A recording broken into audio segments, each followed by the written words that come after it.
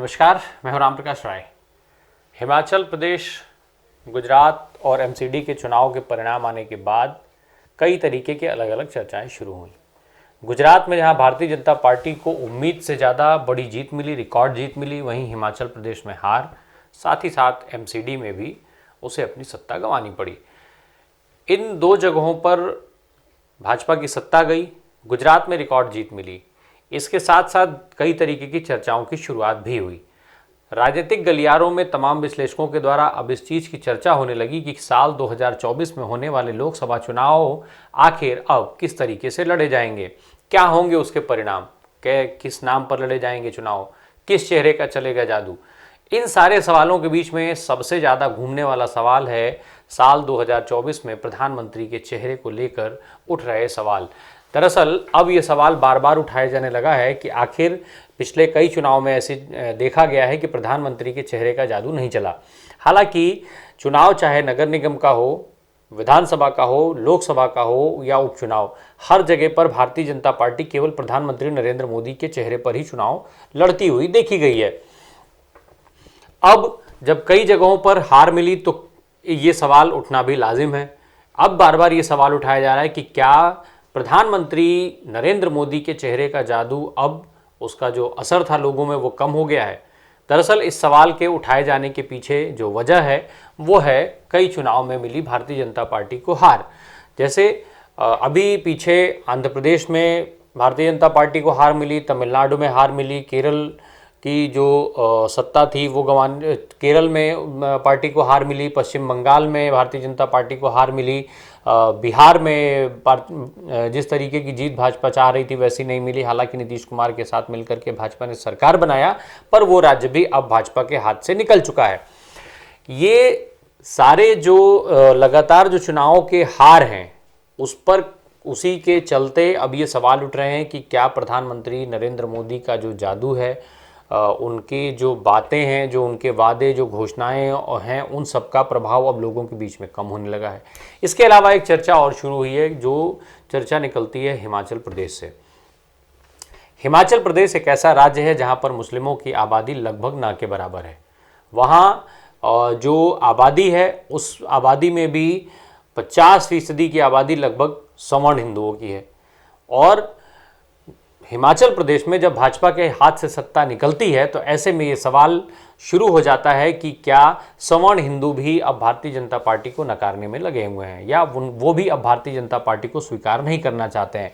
यानी सवर्ण हिंदू भी जो है वो भारतीय जनता पार्टी का साथ छोड़ रहे हैं, उस भारतीय जनता पार्टी का साथ जिसका जन्म ही हिंदुत्व के मुद्दे पर हुआ, जो पली बढ़ी हिंदुत्व के मुद्दे पर, जिसका पूरा भोजन हिंदुत्व है। और उसी हिंदुत्व के मुद्दे पर चलते हुए न केवल साल 2014 में भारतीय जनता पार्टी ने सरकार बनाई, वरन इसके पहले भी अटल बिहारी वाजपेयी के नेतृत्व में भाजपा सरकार बना चुकी है। और फिर से 2014 से ज़्यादा बड़ी जीत लेकर के 2019 में भारतीय जनता पार्टी नरेंद्र मोदी की सत्ता को केंद्र में रिपीट करती है।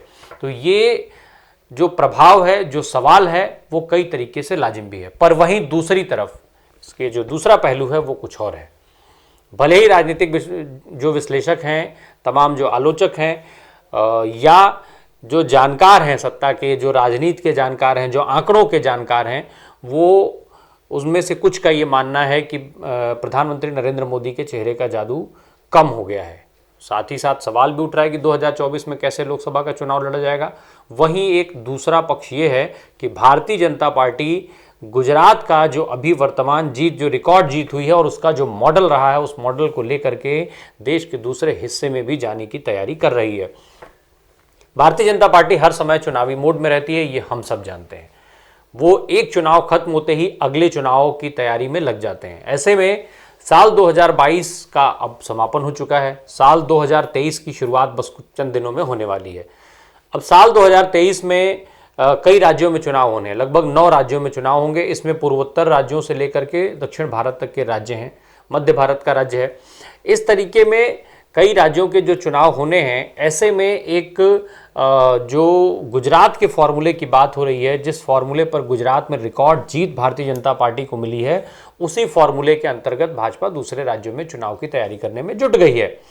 खुद जो गुजरात के प्रभारी हैं भूपेंद्र यादव, उन्होंने इस बात को कहा था कि हम गुजरात के फॉर्मूले को दूसरे राज्यों में भी आगे लेकर के जा सकते हैं। ऐसे में समझिए इस गणित को कि क्या है ये फॉर्मूला और क्या वो गणित है जिसको आगे भी भाजपा ट्राई कर सकती है। दरअसल गुजरात में जब चुनाव होने थे विधानसभा के, उसके ठीक 14 महीने पहले गुजरात में मुख्यमंत्री का जो चेहरा था वो बदला गया। विजय रूपाणी की जगह पर भूपेंद्र पटेल को मुख्यमंत्री बनाया गया, साथ ही साथ उनका पूरा कैबिनेट बदल दिया गया। मंत्री एक जो 22 मंत्री थे, 22 के 22 मंत्री हटा दिए गए और सारे मंत्री नए बनाए गए। भूपेंद्र पटेल की कैबिनेट में 10 कैबिनेट मंत्री और 14 राज्य मंत्री बनाए गए, सारे के सारे नए चेहरे दिए गए। सितंबर 2021 को ये परिवर्तन किया गया। इसके बाद जब गुजरात में विधानसभा चुनाव के लिए टिकट बांटना शुरू हुआ तो 182 सीटों पर जो टिकट बांटे गए उसमें 103 नए चेहरे दिए गए। 5 मंत्री सहित करीब 38 विधायकों के टिकट भाजपा ने काट दिए। इसके अलावा जिन मंत्रियों को टिकट दिया गया, जिन विधायकों को टिकट दिया गया, उनमें से बड़ी संख्या में लोग जीत करके आए। मंत्रियों में केवल एक मंत्री की हार हुई, बाकी सारे जिन मंत्रियों को टिकट भाजपा ने दिया उन्होंने अपनी सीट को बचाने में कामयाबी पाई है। तो भाजपा ने जो टिकट काटे उसमें कई सारे दिग्गज चेहरे भी शामिल रहे। अब जब भाजपा के इस बदलाव के बाद रिकॉर्ड जीत गुजरात में मिली है भाजपा को, तो इस फॉर्मूले से उत्साहित भाजपा अब दूसरे राज्यों में भी ऐसे फॉर्मूले लागू करने की तैयारी कर रही है। अगर हम इसको समझें तो इसमें जो सबसे बड़ा उदाहरण है, अगर जो हम इस फॉर्मूले को आगे ले जाने की बात करें तो इसमें सबसे महत्वपूर्ण हो जाता है मध्य प्रदेश, राजस्थान जैसे राज्य।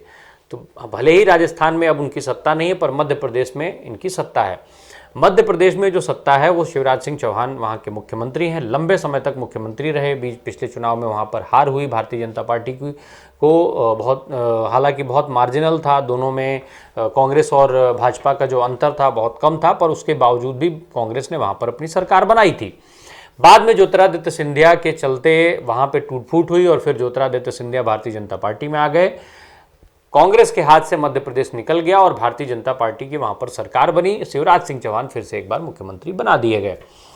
अब लंबे समय से वहां पर सत्ता में शिवराज सिंह चौहान का चेहरा है, उन्हीं के चेहरे पर चुनाव भाजपा वहां पर लड़ती आई है। पर अब चेहरा तो हर जगह नरेंद्र मोदी जी हो गए प्रधानमंत्री, नरेंद्र मोदी के चेहरे पर ही भाजपा को चुनाव लड़ना है। ऐसे में एक तो शिवराज सिंह चौहान का चेहरा अब वहां पर चेहरा नहीं रहा, दूसरा जो इतने लंबे सरकार के बाद एंटी इनकम्बेंसी का मामला है वो भी गर्म है। दरअसल गुजरात में जब भाजपा ने सत्ता परिवर्तन किया, अपने चेहरे जब अपने जो पार्टी का चेहरा था उसमें परिवर्तन किया, तो भाजपा ऐसे चेहरे लेकर आई जिस पर कोई दाग ना हो, जिस पर किसी तरीके का कोई विवाद ना हो, चाहे वो मुख्यमंत्री का चेहरा हो या फिर विधायकों का या मंत्रियों का। तो ऐसे में भाजपा के लिए ये बेहद महत्वपूर्ण है और फायदेमंद भी कि वो ऐसे तमाम चेहरे जिनके ऊपर किसी तरीके का दाग है या किसी तरीके का विवाद है, उन चेहरों को टिकट देने की बजाय या सत्ता से उनको टिकट पार्टी उनका टिकट काटे, साथ ही साथ अभी वर्तमान समय में भी सत्ता में परिवर्तन करने के आसार अब इस फॉर्मूले की सफलता के बाद वहां पर बनते हुए दिखाई दे रहे हैं।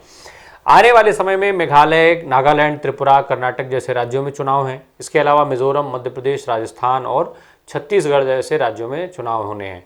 इन राज्यों में इस नए फॉर्मूले के साथ भारतीय जनता पार्टी कितना कारगर होगी, ये चुनाव के नतीजे जब आ जाएंगे तो अपने आप सबके सामने आ जाएगा। पर एक बात तय है कि सत्ता के गलियारे में, राजनीतिक गलियारे में चाहे जितनी चर्चा इस बात की हो रही हो कि प्रधानमंत्री नरेंद्र मोदी का जादू कम होने लगा है, उनकी बातों का असर कम होने लगा है या उनके चेहरे का प्रभाव घटता जा रहा है, तो इस पर सवाल जो है वो भाजपा की नीतियों से ही उठने लग जाता है। इन सारे दावों की हवा तब निकल जाती है जब भाजपा इसके बिल्कुल विपरीत अपनी नीति बनाती है। भाजपा अभी भी उसी नीति पर कायम है और भाजपा आगे के चुनाव में भी प्रधानमंत्री नरेंद्र मोदी के चेहरे को आगे ले करके ही लड़ने की तैयारी कर रही है और इसके लिए गुजरात के फॉर्मूले को परफेक्ट मानते हुए वो दूसरे राज्यों में अब इसको आगे बढ़ाने की तैयारी कर रही है। इस नए फॉर्मूले के अंतर्गत आने वाले समय में भाजपा कितने राज्यों में अपनी सरकार बनाएगी, ये वहाँ के लोगों और वहाँ के चुनाव परिणामों से पता चलेगा। बने रहिए हमारे साथ। धन्यवाद।